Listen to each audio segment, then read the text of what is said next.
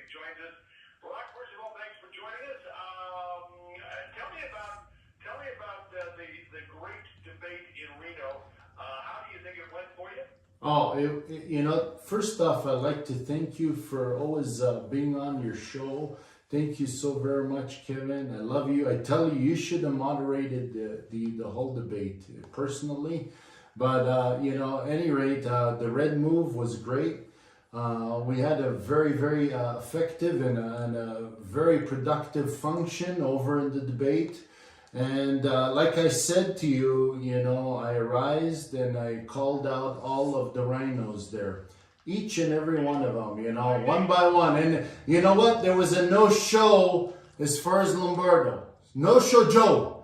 No-show Joe. So basically, I just want to let you know, I called them all out, which is Michelle Fiore, Dean Heller, and also Mr. Lee. And then furthermore, No-Show Joe didn't show up. So it was a great debate. It was the truth. It was actually the truth in the debate. It's the transparency of presenting to the people as to what the truth is, and not corruptness. We're not here for corrupt reasons. I am not. They are, and we're here to bring them all out. That's what it is. Okay, so eight of the nine show up. Was there any word as to why Sheriff Joe did not decide to come out and debate?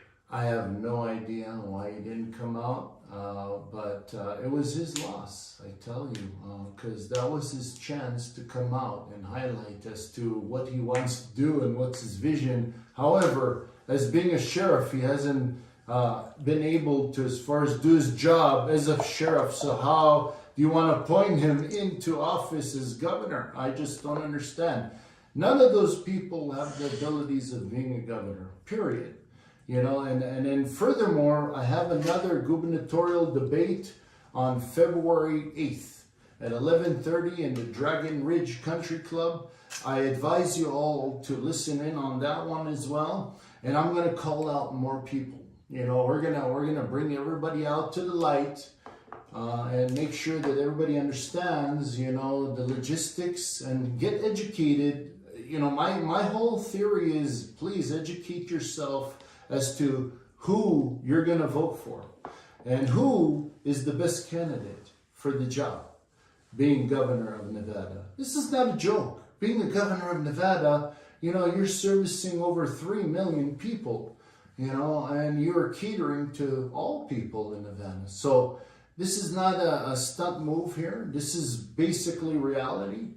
And please remember to vote Barak Zilberberg. Barak Zilberberg. Candidate for governor of Nevada, and I've got to ask you, you had 8 of the 9 candidates there. You are one of them. I'm curious what you found out about the other 7. Any impressions you had of some of these candidates? Yes, actually, I was sitting right next to Michelle Fiore, and we had a brief discussion together on the table. And she turned her head to me and said, "What is your problem?" And I turned my head to her and I said, "You're a bad woman. And you're going to, as far as listening to everything I have to say. And furthermore, you have no credibility whatsoever." So, and I told her I am going to win. Under no circumstances, I'm going to defeat you. And then in my head, I'm saying I'm going to defeat the current governor as well. Everybody's going to come down one by one, and I'm for the people, by the people, and with the people. These people are all corrupt, and not only they're all corrupt, they're in for their own interests. They haven't done anything for the state of Nevada, and I'm so passionate, and I'm a patriot, of the United States of America and our blessed state of Nevada, that I passionately have to do my duties as a citizen of the United States. I'm not a public servant as of yet, but when the time happens, then I'll use my powers so that it is to your advantage, you all, one by one, so that I work for you, okay? You're not working for me. And with those people, they're working for themselves, just to clarify things. coming up next Monday. You going to be out and about? Yeah, I tell you, I'm going to be over at the parade. I believe it's coming up soon on January 17th at 8:30. I believe it starts at 8 o'clock in the morning, 8 a.m. sharp, folks. And that'll be in downtown Las Vegas. And it'll be very nice. I'm going to meet and greet everybody, and I'm going to go ahead and cordially introduce myself to those who don't know me. And, basically I like to see the people know who I am, and my genuinity is what I would like to bring to the table here for the state of Nevada. Not only for the Black Americans, for all Americans in Nevada, because I love you all. And furthermore, I commemorate Martin Luther King. I believe he is an iconic and a visionary and a person that came out. Unfortunately, he took a bullet for our country. Because of he took, and I would take a bullet for my country as well. He's a Black American, I'm a Jewish American. So we love this country, and we will uphold our constitutional rights and our freedom, so-called, to the last breath of ours. And I will as well, just as he. And I commemorate him. I love him. I think what he's done, he's made a remarkable movement. And I will withhold his movement further on in leadership. God bless you, Martin Luther King. I love you. I want to ask you about something that's going on right now, the closing of schools for 5 days. The question is, should parents be given more choices and more involvement in these decisions? These seem to be coming from the district. Yeah, it should be the parent choice. Shouldn't be as far as a government's choice and stance as to if the children go to school or not, okay? Should be as far as the stances of the parents of the children. So if a parent feels comfortable in sending in their children to our schools, okay, go ahead, But if you're not comfortable, that's another thing. The government is not the parent of our children. The government is not doctors of our children, and our well-being as us in the public, as far as us Americans. They're not doctors. I'm sorry to tell you. Parents know exactly their children. They understand their children. They know their children's bodies. They know what the functions are that their children are able to do and not able to do. So they should have the choice and the say as to, what goes on, whether they send their children or they don't send their children, period. Also, let's discuss also the Supreme Justice as far as decision today on, the vaccination, all that. Have you heard as to what's gone on lately? Do you have the latest? Yeah, the Supreme Court slapped down the Biden vaccine mandate. Yeah. So now Biden has a huge loss. What did you make of what SCOTUS did? Oh, you know what? I tell you right now, Supreme Justices should run as we are, as public servants. They should run every 4 years. I think they're hens laying their eggs there for 9, 10, 12, 15 years. But I'm very impressed with their decision today. Seriously, I mean, given and said all the logistics of running and all that, I believe they should run. And when I become a public official, and as far as governor, I'll have a say with DC, and hopefully I could enhance, all positions within our country and within our state.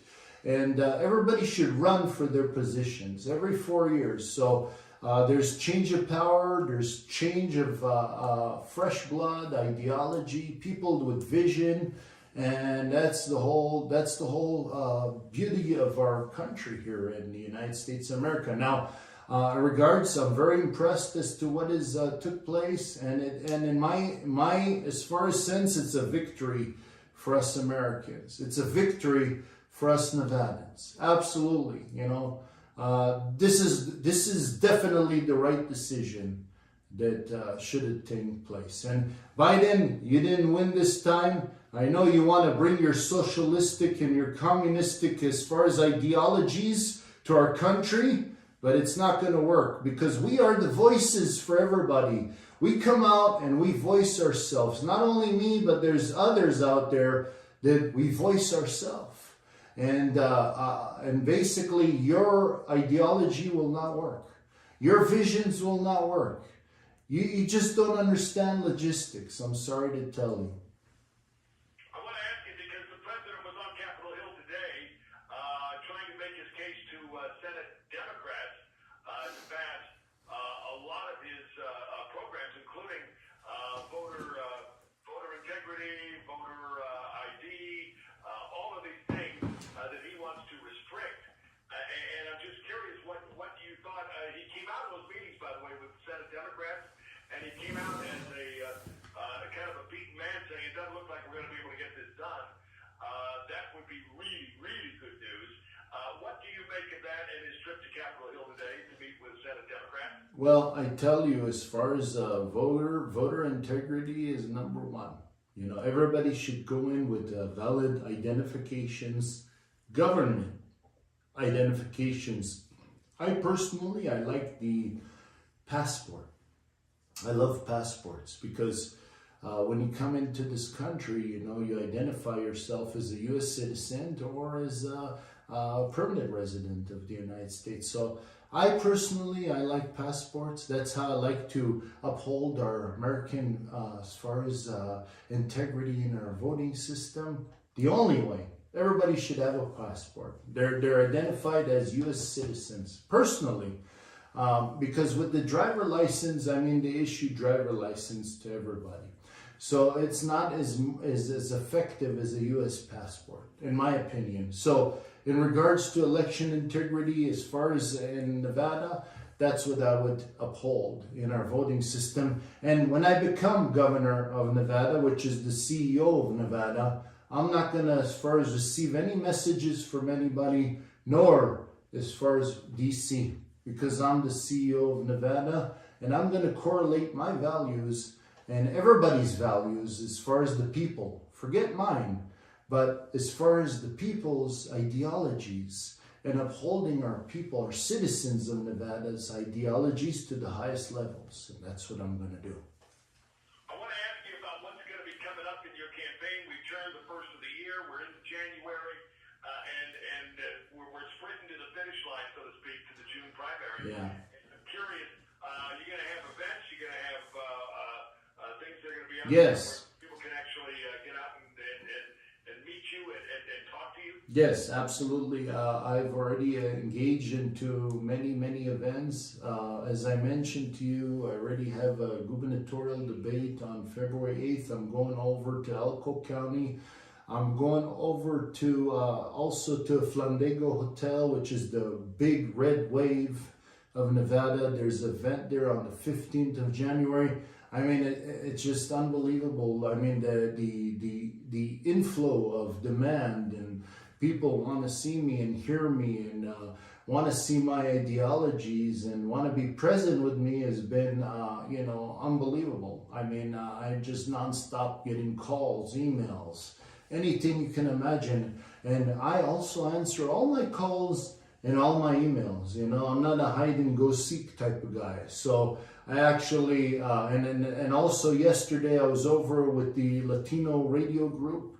We had a meeting together, and I want, as far as launch, also promotional, as far as campaign with them as well for the outreach of the Latinos. And furthermore, I'm going to also bring out a social platform, which is called yourfreedomplatform.com. I'm going to, as far as create a social media, as far as platforms, so everybody could say what they want to say uncensored anytime, any place, and throughout the world, you know. And I'm not going to be like Facebook. I'm not going to be like Instagram and all these corrupt platforms that are infiltrating from all types of, as far as political, as far as monies and what have you. I don't want money from any political, as far as Democrats, Republicans. I want to have my own social platform. We have the freedom to speak. So yourfreedomplatform.com. Remember that it's going to be launched very soon.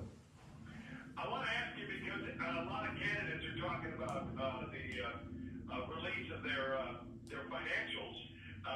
January 15th, I believe, is the day. And I'm just curious, is that something that is of concern to you? No. Are you going to report out millions and millions of dollars in money in the bank and stuff like that? I actually like to report my tax returns, and I want to be transparent to the public. I have nothing to hide, and I'd like them to learn from me how the tax codes could be to your advantage in life.